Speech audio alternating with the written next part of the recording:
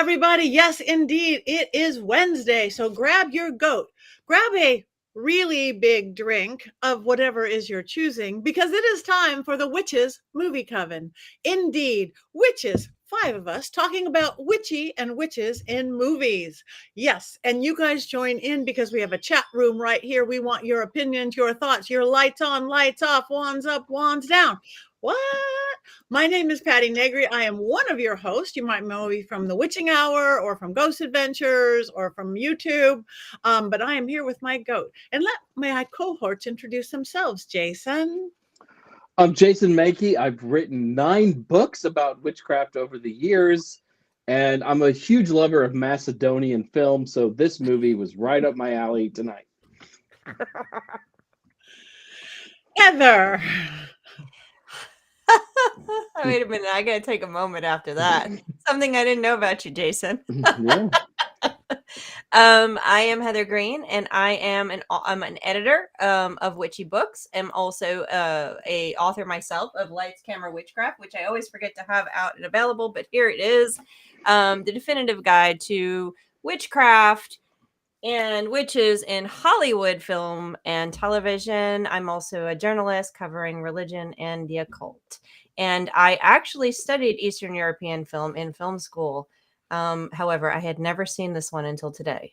Thank you. Richard-Lael. I am Richard-Lael. Richard-Lael is one name, not two. If I were just Richard, I would be a... Anyway, with that, that is right. Richard-Lael is a one name. I am known as the Gentleman Psychic. I'm a psychic and a medium. I used to be a psychic and a small, but I gained so much weight. What else can I say? You can see me on all kinds of things, Ghost Adventures on the occasion, and I teach at University Magicus, and I decorate things. I also paint. I do stuff. Beautiful stuff indeed. And Courtney. That's me. I'm Courtney Buckley, ghost bait on Scared and Alone, Salem Witch, and I don't know if excited is the right. Oh, hey, that's me. I'm gonna be. I have a location. I have a thing to share with you guys later. I'm not. I don't know if I'm excited to talk about this movie tonight. I have a lot of thoughts. Speaking of this movie, thank you very much. This movie is called You'll Never Be Alone. You Won't Be Alone. You Won't Be Alone. Yes, it is. But I want to be alone personally, but not saying anything. Heather, it is probably not. No, I don't want to talk to Heather at all yet. Richard-Lael, do you have an unbiased synopsis of this lovely film?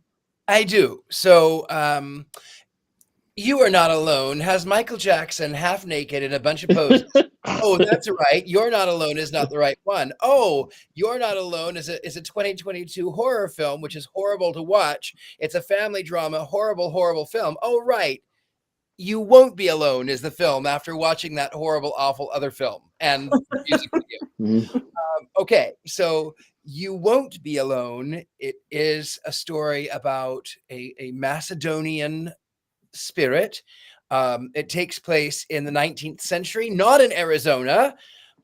It does not take place in Arizona in the 21st century. It, in fact, takes place in Macedonia in the 19th century.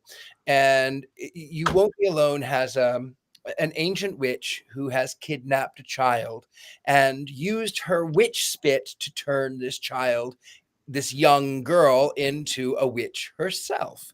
And so the witch goes through and she sort of experiences life. She has been sheltered for 16 years as her mother was trying to prevent her from being taken by the witch.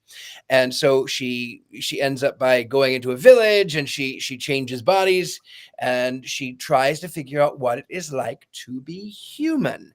And then in the end of the film, it has that the woman has come back and is amazed. The witch is amazed. Well, why aren't you more like me? Why aren't you like me? And she's tried to kill her. Oh, she's killed the woman's husband, who now was fine with her being a witch, and has come after the baby. But she says, "Don't kill my baby." And she turns the baby into a witch, and then I don't remember. I think I fell asleep. That was about it. Now that we have She a clear kills the old witch. That's Thank about you. it. That's it. Macedonia, 19th century, Macedonia. tries to find out what it is like to be human. In the finest of humanity, I might add. All right, Heather, back to you. Again, I'm sure it is not in your beautiful book because you haven't written your European version yet or your otherworldly. Yes. Right. No, I haven't. Yeah. It's just that this was after my book was published, and also it's European. So there's a lot of interesting things about this that I'll talk about because it is an extremely powerful film. It ended up the director. This was his debut. It was in Sundance. It got lots of acclaim. It hasn't done as well commercially, but it is. Not surprising because it is considered an art house film. It's much more of cinematic art than it is what a standard fare that we might see in our theaters. It's not a classic horror film, similar to The Witch.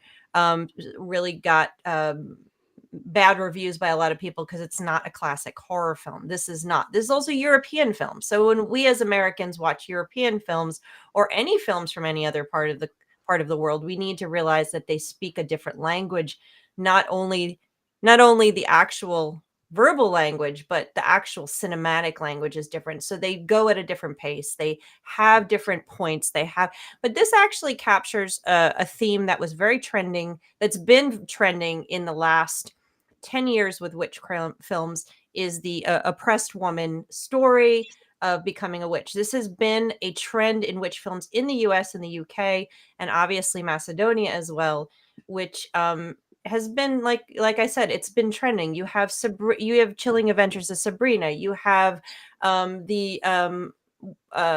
it called? Motherland Salem, Fort Salem, Motherland. Yeah, those TV shows. You have She Will. That was a Scottish film we watched as well. So you have this trend of the oppressed woman fighting against the patriarchy in a lot of these films, and that's why she becomes a witch. Think of Maleficent, another one. So they cross genres and they're crossing this theme. So it fits into the trends of this time in witch films.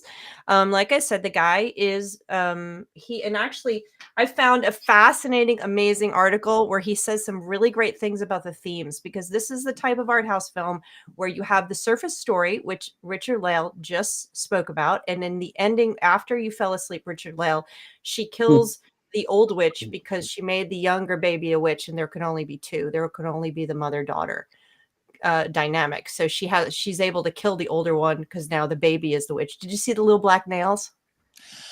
I have to admit, I couldn't watch it in one sitting, and I tried, and then I came in to watch it, and I didn't want to have to buy it again, so I cheated, and I looked at some of the reviews online. So you didn't see the baby nails. The little baby nails at the end. So that's how it ends. She's because there can only be two of them. So this also is important to know. One last thing just before we start talking about it, and I will share my thoughts and other deeper themes and stuff later, is that this this gives us an opportunity to talk about folk magic, because this story of this old maid Maria is a Macedonian legend, folklore. It's not just from this film. It actually is resonating in the folklore of that area, and also is similar to other folkloric witches of the woods like the Baba Yaga. So there is a trend in folkloric magic, and witchcraft are thought of in different ways in Eastern Europe than we have here in the US. And there's a big folkloric trend in those parts, which, really, people are trying to connect back with. So we can also talk about that a little bit later. But it's fascinating. As you can see, I'm totally fascinated with this movie, just as a precursor to my review later. One other thing about this film, though it's in Macedonian, that's the language that's used throughout the film. It's a very worldly film in that there were Americans involved in the production. The director actually immigrated to Australia when he was 4 years old. So now he's basically Australian. And they entered this movie in the Oscars as an Australian film for Best foreign language picture. So, and it also had a UK production and then actresses from all over Europe. One specifically from Sweden who was in I can't remember her name, but she was in all of the original Girl with the Dragon Tattoo movies.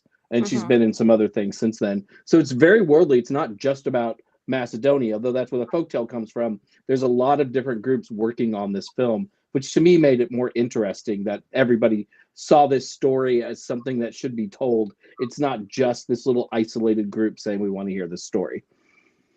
No, and he writes and he says that he was actually, when he was researching, he wanted to make something from his heritage, something from his origins, from the Macedonian region, from that area.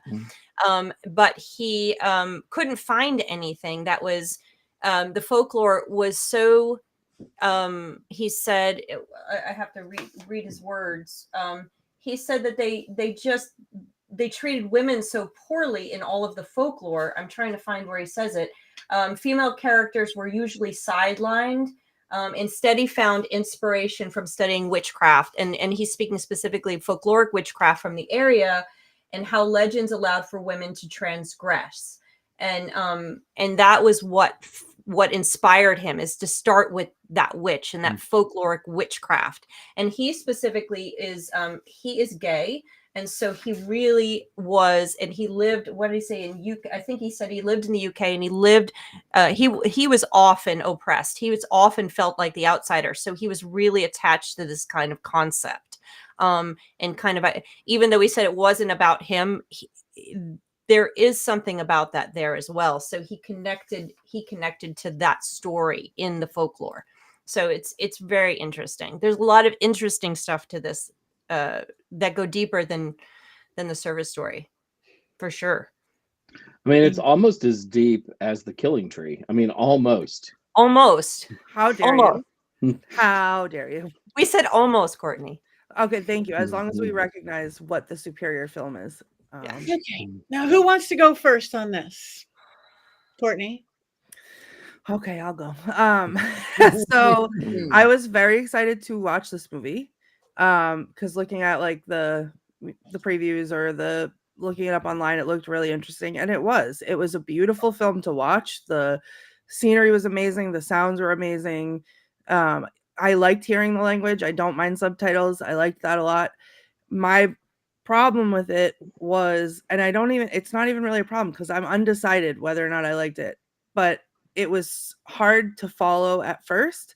I feel like I didn't get it until very close to the end. Then everything made sense, but like I struggled the whole way to follow what was happening with the story.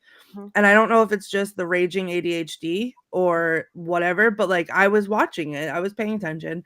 But I didn't mind the gore. I thought it was great. Like I thought it was very it was peaceful in a way, which was weird. Like it was just, it gave me a lot of feelings that I don't normally associate with movies like this. Like her, like when they would like rip apart things and like rip their chest open and like stuff the stuff inside, it was like sad almost, like which is odd.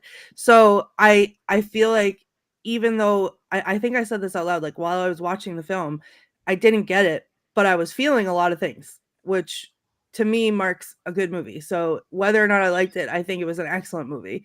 I'm still undecided though if I liked it, but I thought like it was sad. I'm filled with ennui. I'm depressed now that the movie's over.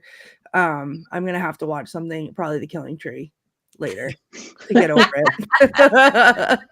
So I don't know. I'm undecided. I don't know which way my wand is going tonight, because I want to hear what you guys have to say too, and maybe that'll help shape my thoughts on it. But I literally finished watching it and then came and sat down in this chair and came on here, so it's like fresh in my mind. So I'm still processing. Thank you. Anybody want to go second? I'll go. I'll go. Here's my thought. All of the things that Courtney said, 100%. It is beautiful. It is visually appealing. The language is beautiful. The acting is brilliant. They needed someone who was not human, who didn't have human interaction. So the actress, all of the actors in all of her different forms, male and female alike, They all had to act as if everything that they were seeing, everything that they were doing, everything that they were touching was the first time they'd ever done it, and do so and not look stupid. That was the thing. Like, she was incredibly intelligent, but she just didn't have human interaction. She didn't know. So I thought that was incredibly beautiful. As the consummate outsider myself, I also understood. I was just telling someone today that when in my younger days, one of my first jobs, I worked at a Greek restaurant of all places. I lived in Greece a little bit later on, and one of the hostess or one of the servers came to me and she says, "Oh, can't you just do something? All you do is stand around and stare at people." And I went, "I do." And honestly, it was because I had not been in that environment. I was trying to figure out people and figure out what made them tick and what made them human. So on that, they absolutely nailed it. It was beautifully filmed. There were a few shots that when she was sort of when she was first out of the cave and the camera is spinning around, I got a little nauseous.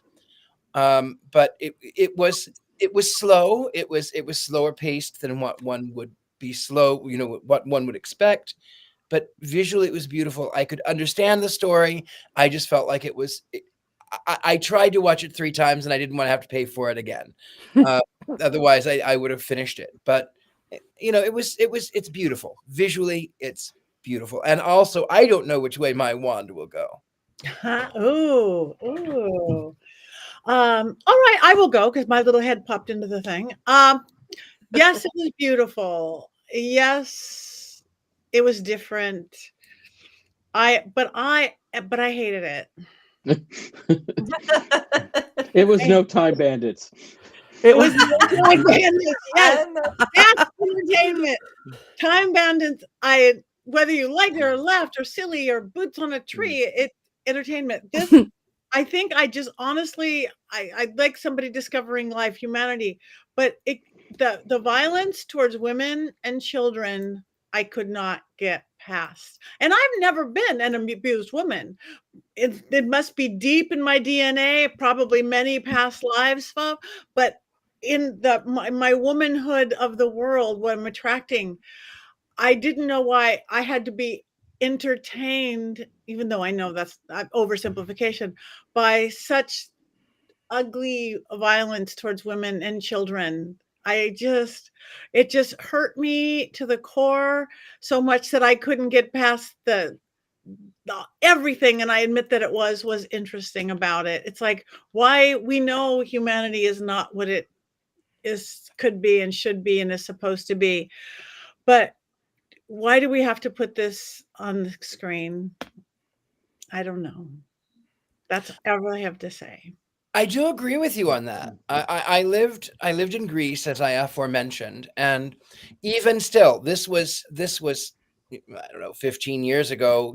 This was early 21st century, and even still, there was animal cruelty, and there was still cruelty to women. And I mean, I could look across the sea and see Albania, and from even that point of view, even the Greeks then. If people who were from Albania would whisper, "I'm from Albania," because the Greeks were not kind to them. So, that wasn't that long time ago. It is part of the culture of that part of the world. It's not a pretty part of the world. I mean, that aspect is not pretty. If I can just hop in, actually, as someone who has experienced things like that, I feel like this movie, of course, it's always going to be uncomfortable to look at. It always is, whether it's real life or it's on film. As someone who has experienced it, I thought that they actually did a really good job with it, portraying the isolation and well, this is just normal. This is just what happens. This is what you're supposed to do. And it's hard. It's hard to see and it's hard to stomach, but I think it was a very good representation of that. I mean, obviously not exact, but a very good representation of it.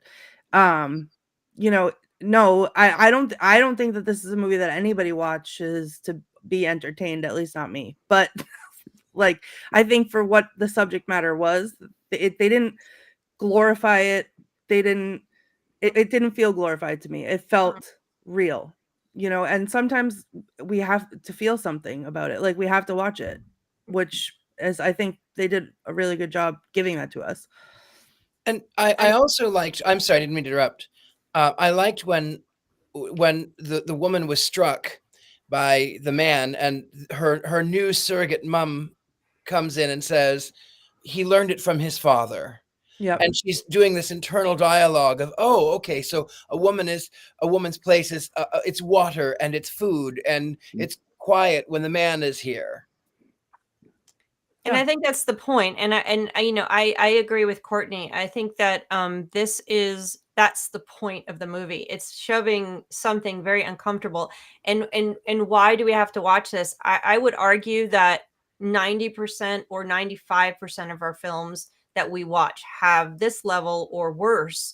And even if we look at films, from other decades, the violence against women is not even there because of a message about it. It's there because it's the way our society is. And that is pretty much what this film, it's not an entertaining film. It's not meant for entertainment anyway. I turn to Mean Girls the musical for stuff like that, But this film for me was extremely powerful. It was beautiful. It was well acted, just like whoever was, I think Richard-Lael was talking about the acting. To see those actors translate that exact type of movements, even from the various actors doing that you were talking about, was brilliant. The acting was brilliant. I don't know if this was originally filmed in film. It was film or digital originally, but if this was filmed using actual film, I would love to see it on the big screen with actual film, not digital, because it was absolutely gorgeous and the use of the framing was phenomenal. And now I'm sounding totally like a film nerd at this point, but it was art after art after art, and the story, it was slow, but then again, this is an art house film and it's foreign, so it's going to move slower than we're used to.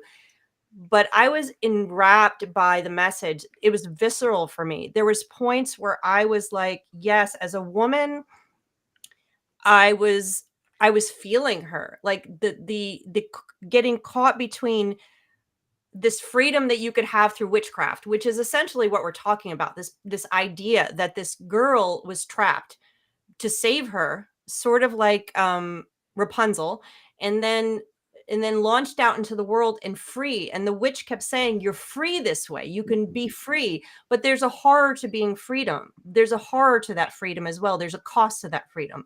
But then you can go ahead and be trapped. And she kept being trapped again. But there's a horror to that trapped. And the woman in this world is caught between all of that. And if she becomes free, then she's caught also in potentially being burned. So there's this conundrum, this place about womanhood in this modern patriarchy. And what is beautiful is he even hit on this idea that it's the patriarchy and not a man-hating thing, because he shows that the one boy that she falls in love with is also an outsider. Like, he is not. So it's not so it's the patriarchy, it's the structures. So this was so powerful to me that I was just like, I'm going to be thinking about this movie for weeks and coming up with more stuff, because it is just, and the fact, I'm rambling now. The fact that a man did this movie, that actually a man made this movie, was phenomenal. Now, it says something that he was also an outsider, being gay. And actually, he said, talking about gender, I love this quote. He said, I have to read this, and then I'm going to let somebody else talk. But he says that because he was an outsider, he knew that if he had been a witch, he would have been burned at the stake for sure. And he says, I'm not sure which gender they would think I am, but either way, they would have called me a witch.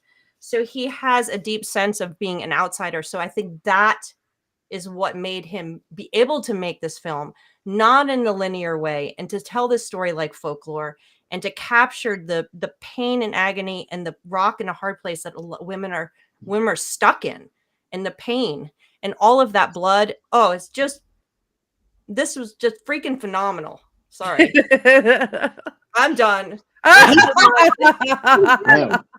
Well, thank you for joining the Witches Movie Coven tonight. We are done with tonight's show. Jason. I'm more like Courtney and Richard-Lael, that I've just mixed feelings about this movie. It does move really slow, and it needed to be trimmed by about 20 minutes. But once you get to the last 40 minutes, there's a power there. When you see Old Maid Maria's story going on, like, I was just captivated, and it was heartbreaking. It was painful to watch. There's a lot in this film that is just disturbing to watch, and that'll be in my movie minute, I think. But it's so different than anything I think we've done on this show. I think the pace, the art houseness of it makes it really unique in all of the films that we've watched. It is well acted. It's beautiful. There were times, though, when I'm watching the film and I didn't understand what was happening, and I would have to sort of rewind it, for lack of a better term, and go back. Like when somebody died, it was such a, like, I scratched you and now you're dead sort of thing. And it was hard for me to follow, so I needed to, like, watch it 2 or 3 times to see what was going on. There's not a lot of dialogue in this film either. If you're somebody who doesn't like subtitles, don't worry. There aren't a lot of subtitles, because I think there's about 80 lines throughout the whole film. The subtitles, the speaking is very sporadic throughout the movie. It's just, you have to, like, kind of immerse yourself and not look at anything else. I still don't know how I'm going to vote for this movie. I still don't know if this is an up or down. Okay, Yeah. something very weird is happening for me. As we're all talking about this, as I'm talking about it, as we're all talking about it, I'm feeling so defensive about a lot of the things that you guys are saying that I want to be like, no, that was awesome. No, wait, but that was really cool. No, wait, but I love that part. I think I figured it out. And listening to Heather, like, that really helped. But, like, to nerd out, like you said a minute ago, like, film geek nerd out, that part when she comes out of the cave and it's all everywhere. It was so immersive. Like, I felt like I had just seen the light for the first time too. Like, oh my God, I felt emotional. And, like, the what was it? The pacing of the movie. I know I've complained before that movies were too slow. This one was not too slow. I was there. I was in it. It was me. I was feeling it the whole time, and I think it was just the right pace. I could have probably. It was not too slow. It's too No, slow. it wasn't too slow. It needed 10 or 15 minutes trimmed. No. Because it wasn't. But Nope. it wasn't like a horror movie. Like, it wasn't. It shouldn't have been. It was experiencing all of these things with her, as her, understanding what it was like to be her in all of these situations. And you can't just flash that on a screen and be done with it. You have to be there. And I felt like I was there. And you know what, Heather, I think I'm with you.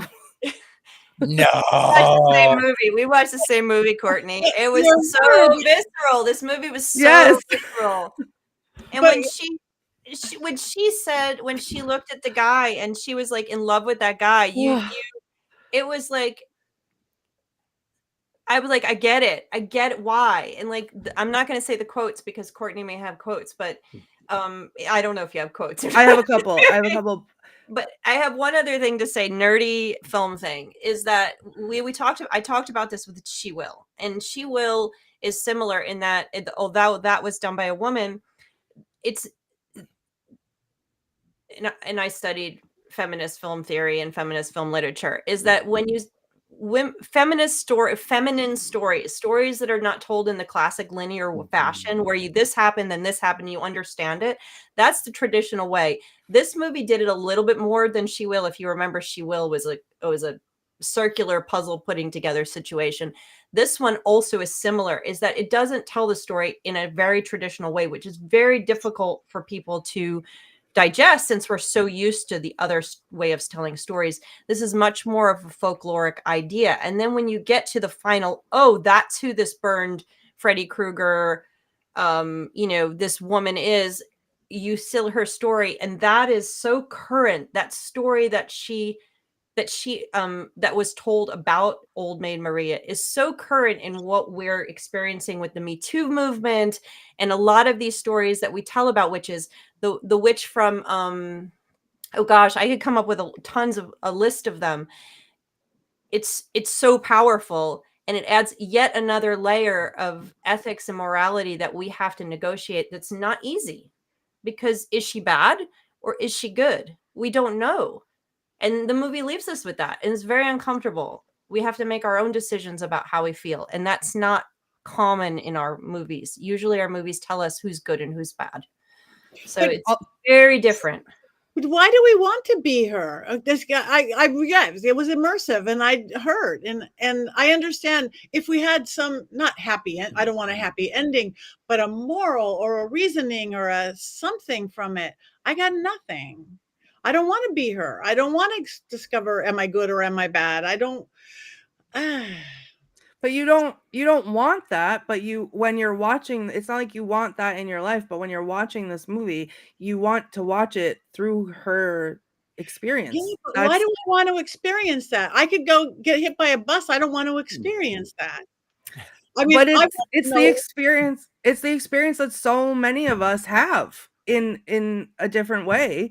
That it's an understanding of people who have, who've gone through things differently. I think I completely understand. Like I said, I have never had that kind of abuse or anything like it, but it hurt me to the core so much. It does not make me have extra sympathy for you or those who have.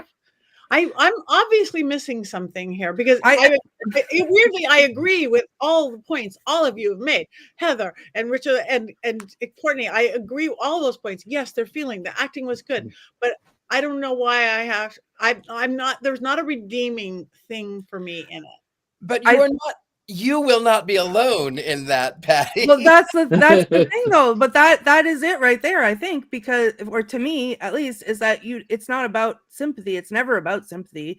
Nobody wants that. It's when you're going through an experience like that, for that experience in particular, the isolation that you experience, that is a quintessential part of that. That's how it happens.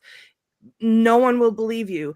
If you tell someone, no one will believe you. They could never. Like, you're completely alone. You have no friends. You have no family. You have no connections to anyone, and you are literally alone in that. And that is one of the hardest things for people to understand when you hear that, like, well, why didn't she just leave? Because she had nowhere to go, because she was alone. And it's so hard to grasp. I think this is it for me. Like, this was it for me. This was the part that, like, got me, that it's watching this movie was, if you were experiencing the movie, because I don't think it's not like watching the movie, it's experiencing the movie. If you were experiencing the movie in that way, you were experiencing how that felt. And so, like, one of the worst things that I see people say it online, I see everything in regards to, like, an abusive situation. Why didn't she leave? Because she should have just left. You can't, because you're alone. And for people to understand that on such a visceral level, like this film did, it's like, oh, okay, I wasn't alone. Somebody got it. Like, somebody else got it. I think that the movie plays also with the idea of this idea of freedom. And so that's what it's going. It's not so much of, so she's jailed as a child, and the mother says, you can't go out there because there's horrors out there will rip you apart. Then when she goes out, initially it's like, wow, this world is beautiful. And then she's free. So the witch frees her. The witch gives her this freedom, but then there's a restriction to that. Obviously, she has the witch spit, and she has to do, she becomes a witch with the nails. So there's a freedom to it that she has. And the witch keeps saying, now you're free from all of those constraints. But she then wants to see what society is. So she goes back in, and first she learns as a young girl, the constraints of being the young wife because of the patriarchy. Then she gives that up, and she goes into becomes a dog. And then she tries that on. Then she tries being a man, and she realizes there's restrictions and restraints with that world as well. And then she gives that up, and then she becomes the young girl, where she finds freedom and happiness again, but then eventually restriction. So it's this back and forth of, where can I find the freedom? And then also, if I do transgress, and if I do cross over, and they know I will be burned and that will be the end of it, and it's the greatest horror. So this is sort of this idea of playing with society and playing with your freedom and your identity, and what freedoms can I have. And the witch, being the witch, is the most free. And the woman at the end, she says, Maria says, you gave it, pretty much you gave it all up. You want to be this is what you want. You're not free. And she says, yeah, this is what I want. So it's just an interesting play. The horror is part of it. Blood is part of being a woman. I think that was the part of the message on that. But I think it's a play with identity, with freedom, and where we want to be, and what we're willing to put up with. Give up. I'm sorry, I didn't mean to interrupt. No, go ahead. I also think too, with the construct, it shows clearly Maria and the girl, they were from a little bit of a different time, but they were from around the same time. A little bit of different, couple hundred years. But when she was revealed, when Maria was revealed, they burned her. They tortured her. All she wanted was to be loved. All she wanted was a husband. All she wanted was a child. And then because she didn't get it, she saw something of herself in this little girl, in this baby.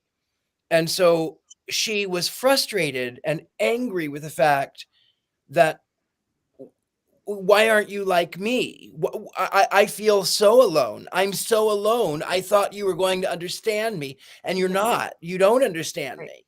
Right. And so, it can take, I think that when horrible things happen, there are two paths that one can go on. For instance, my own mother, my late mother, was SA'd by her stepfather from the time she was 3 until she ran away from home when she was 16. That kind of abuse leaves a scar on a person. But my mother said, I will not let that happen to another child. I will not let that happen. I will make it a beautiful world. But I've seen other people who have gone through as bad or worse situations, and they sort of become a mirror to that, and they perpetuate that ugliness and that evil and that hurt, that continual pain. And I think that Maria was showing a very humanistic quality in the fact that she was this monster, but she really was feeling very much alone and wanted to be understood, which I think is really the most human thing that one could achieve, is to be understood and to be seen. Yeah. I think too, just really quick, that constant, like that struggle to like break the cycle, that visceral need to like do something different and break it, and then continuing to get caught in the same cycle no matter what you did.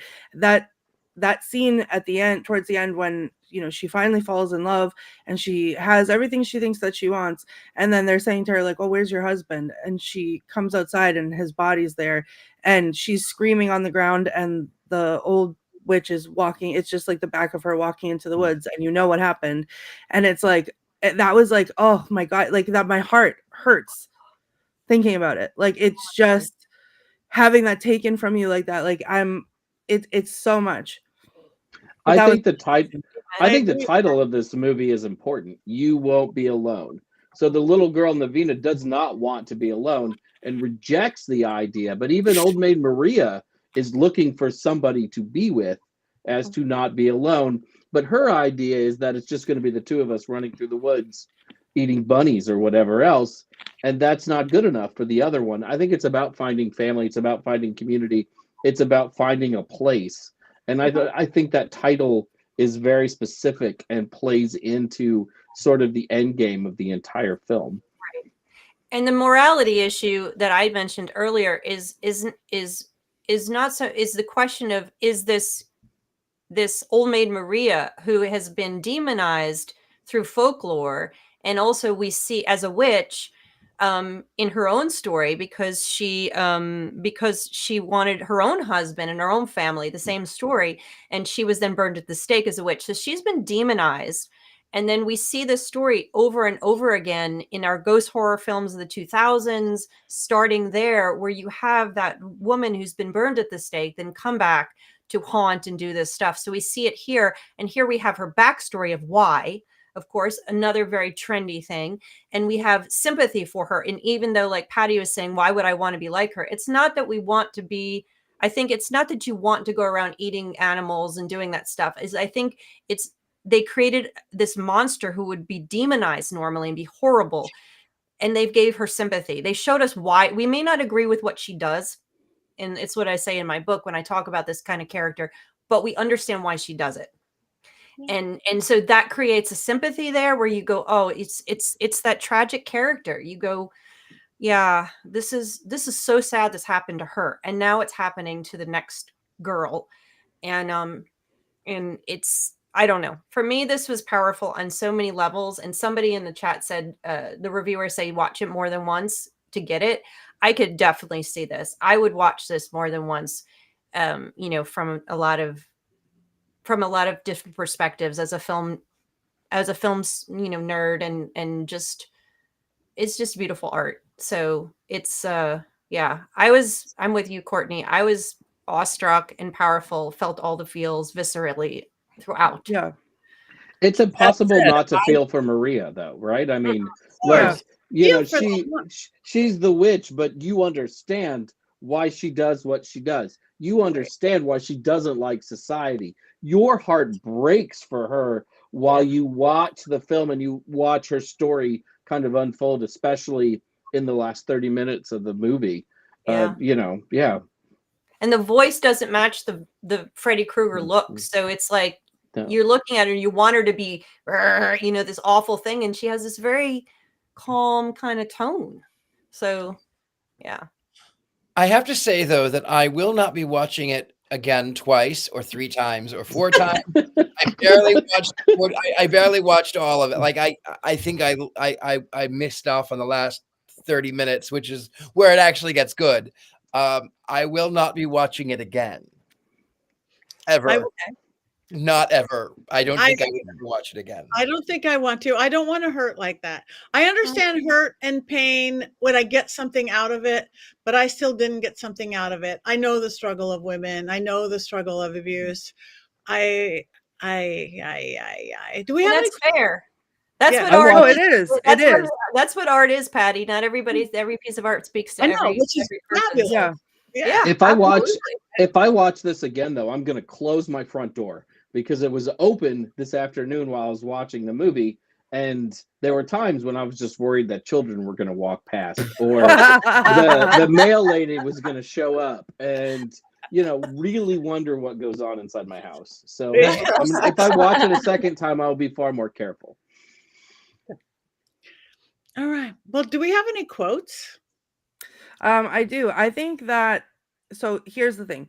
This was a very difficult movie for me to quote because my ADHD is raging and I was trying so hard to pay attention to it that like stopping to write things down was very difficult. But I went back and I found some that like stuck out to me. What I will say is I loved, it was like listening to a poem and I loved that. I thought it was very interesting. So it felt like everything that was said was poignant as you were watching it to me. But I have a couple. One is as she's just starting to like sort of break off from the witch and explore, she says sparrows, but are sparrows snakes? Are women wasps? Kisses chains? Me, am I devils? And then the sky to bits it chewed her up, spat out the whisper mama bits. Witch mama is what was left. Witch mama and me the witch. Me the witch, sometimes my wish is come back, whisper mama, just for a little bit. But the walls, I want them to come back never. Mm-hmm. Which I thought was, that's really powerful.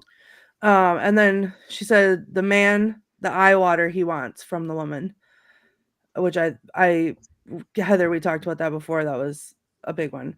And then this is like heartbreaking, but every last bit of me thirsts for every bit of him.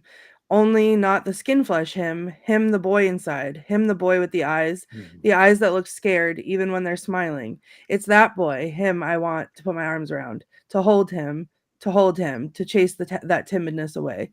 And like hearing that while they're falling, you're watching them fall in love. And like, this is, you've seen all of this horror this whole time, and now there's something beautiful happening. And then what comes next was awful. But then I feel like I had a moment of like,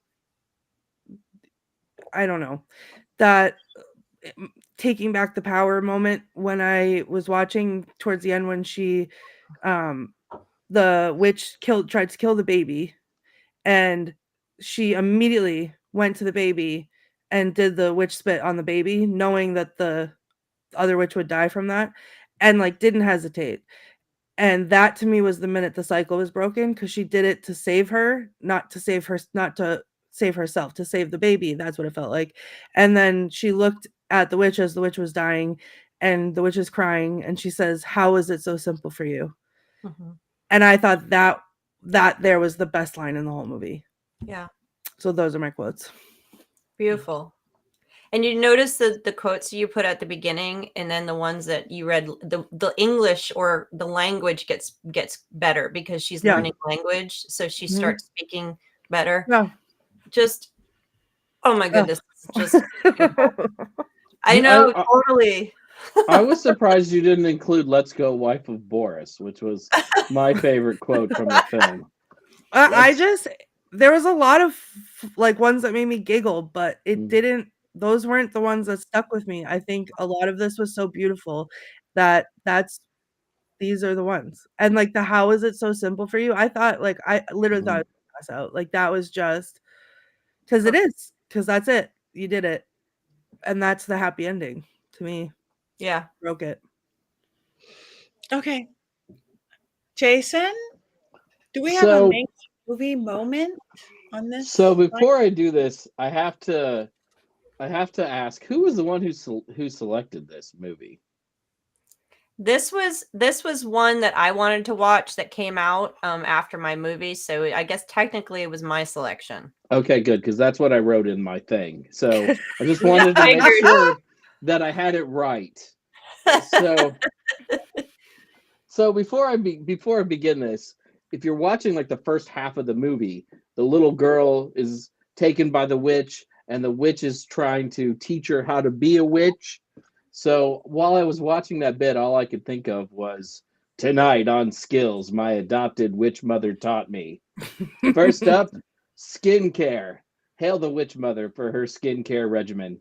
Do you want your skin to look like someone ripped off all the skin off your body, leaving nothing but muscle? Witch mother has the answer for you. Just follow Witch Mom's daily skincare regimen of not showering, not moisturizing, and not giving a damn, and you'll look hideous in no time. Diet and exercise. Nothing fuels a witch more than delicious and tasty warm blood.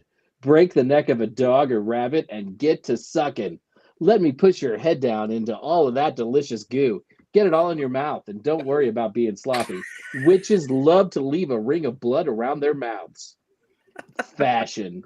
In the era of fast fashion, no fashion is easier than taking the entrails of the dead, stuffing them into your abdomen, and then transforming before the eyes of your adoring fans. Want to look like a peasant, a farm laborer, a sweet and innocent girl? Get to stuffing those entrails into your stomach. You'll be happy that you did. Cardio. Everyone knows that witches were put on this earth to do one thing: walk around. That's right. Keep your girlish figure by simply walking around aimlessly from small village to small village. You don't need a house or a place to go. Just walk around aimlessly and you'll remain a size 2 forever. Nail care. Oh, God, I just can't keep doing these. It's so rough. This is a strangely disturbing movie, and I may never talk to Heather or Greene ever again for suggesting it. Somehow, I find myself missing the suggestions of Courtney Buckley. I didn't like Your Highness, but it didn't leave me sick to my stomach. When I was a kid, I couldn't dissect a frog in high school biology class because I was so squeamish. And now you want me to watch a movie that has witches face down in a bloody rabbit? I just have trouble doing it. And I'm guessing I'm not alone with these feelings. Yay! Yeah. Hear, hear. Oh. Thank you, Jason. All right. Well, thank you. We all know what the movie is about now, or Maybe. you're rushing out to go get No. it. No. I still don't think we do, but So we have one more thing to do, and that is wands up or wands down.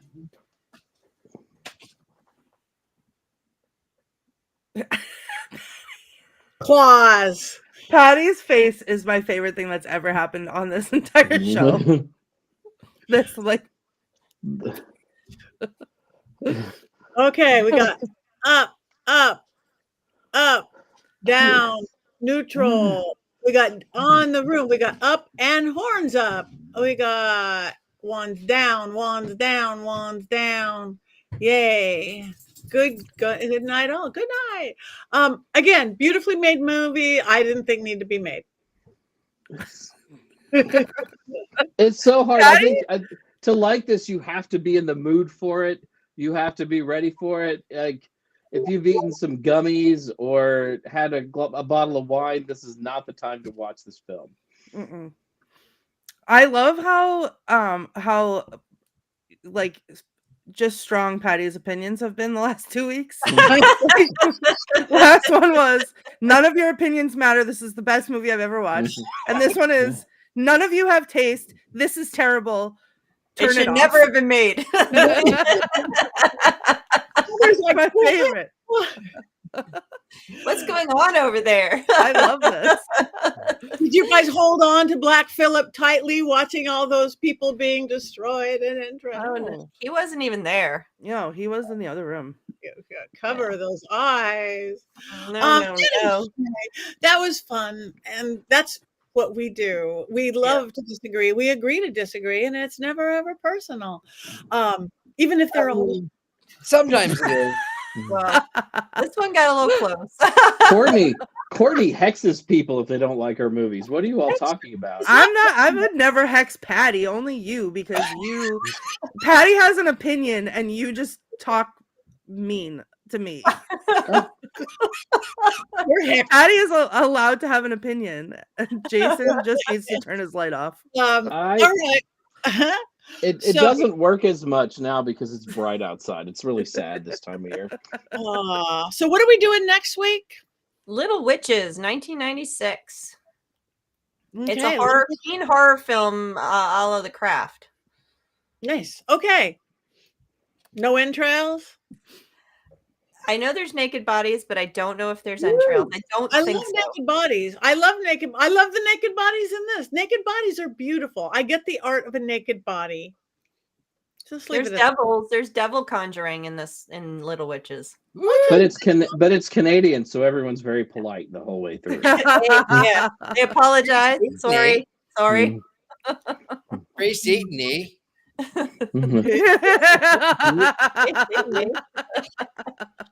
All right. Yeah, it's a Canadian movie that is that was made the same year as The Craft, so it has that, teen girls into witchcraft thing going on. Sweet. That'll be fun. Yay. So you guys, everybody out there, watch it. Boobs and butts. Have this Boobs and butts. No. Boobs and butts. No, that's Everyone loves boobs and butts. Yeah. All right. Who's got anything coming up that they want to talk about while we have a few minutes left? Courtney. I finally have one. Okay, so I'm going to the Wicked Pissa Parafair. I'm going to be there in May. There it is. The Wicked Pissa Spring Parafair. For those of you that watch Scared and Alone, you will recognize the location. It is at Harstuff Hall. You can come and see me. I will have a table Sunday, May 19th from 10 to 4. Yay. I'm so excited. All right. Jason. Tomorrow morning, I'm going to Tennessee for the Pagan Unity Festival, where I will be through Sunday. It's a really fun festival. It's between Nashville and Memphis this year. And then I'll be at the North Dakota Grand Sabbath at the end of May. And this is not about a thing I'm doing, but it's about a thing I did. I turned in the first draft of my 10th book for Llewellyn. It's a biography of Raymond Buckland that has been vexing me for 2 years. and Wow. my editor did not kill me. So it's probably okay. So that's good. Very excited to Yay. get this done. That's awesome. Richard-Lael. Yes, that would be me. Richard-Lael is one name, not two. If I were just Richard, I would be a dick. That's because I see people still calling me Richard, and that is not my name. But I am here in New Orleans, and I'm at the Gentleman Psychic, and I am everywhere. I'm so easy to be found. I'm everywhere. I got nothing else. Okay. Heather. I am gonna be I'm gonna be in Atlanta. Obviously, I am in Atlanta right now, but attending Mystic South in the end of July. I actually am on the board, so we are in planning mode right now. Lots of people have gotten their assignments, and we're just so busy with that. So I'm kind of caught up with that right now. But I will be there, and I am doing a doll workshop, and I will be around. Signing books and talking to people about editing and writing books as well. I usually do that somehow, somewhere during the event. And until then, I'm just here in Atlanta doing my thing, maybe a few other podcast interviews about my book and just generally, writing news stories and hanging out with you guys. So that's it for now. Perfect. You can find me at heathergreene.net if you need to find me. Find her. She's worth finding. All right. I am leaving actually this weekend for Arizona, Globe, Arizona, the old Globe Paracon. Supposed to be a real haunted, cute little like mining town, ghost town. I'm going to be doing seances and galleries and workshops. So come on down if you can find it. And then 2 weeks from now, I am hitting Romania with my bestie Sebastian for a vampire and witch tour of Romania. It's going to be once in a lifetime. So if you can even think about coming, come with us. And then I'm going to get back in time to go to Pennsylvania for Pennhurst Paracon, in time to turn around and go to Texas, because you got to go to Dallas after you go to Romania for a little witchy weekend at Miracles of Joy. And then it's the end of May. So follow me, go to pattinegri.com. I am still hacked on Facebook. I can post sometimes if somebody stands on their left foot at the exact moment somebody goes waka waka, comments on one of my things, I can back into Facebook through Meta on Instagram and post, but I cannot get on Facebook to look at anything. I cannot remark or answer things. And if anybody gets a message from me on Facebook, it's not me. It's some guy in his tidy whities in his mother's basement. I'm still working on it. That reading wasn't from you? Oh, no. No, I mean, it's not as many as I have on TikTok. TikTok, there is so many Patti Negris, it's ridiculous. And I'm sure you guys get it too. Richard-Lael, when we do what we do, it's like, I don't think it would be hard for social media with all AI to figure out there can't be 14 of the exact same face Patti Negri or Richard-Lael. Lillard. It shouldn't be hard, but it apparently is. So mine's moved on to like senators and congressmen, but I'm still not there. But follow pattinegri.com and you can get to all my other social medias, which is there. I will be here the next 2 weeks. I'm going to be gone for a couple of weeks. So all of you guys have to fill in for me while I'm gone. Say what I would say. You guys know what I would say. You guys This figure it out. movie's My the best opinion movie. is the only one that matters, and everyone else can go home. Yeah.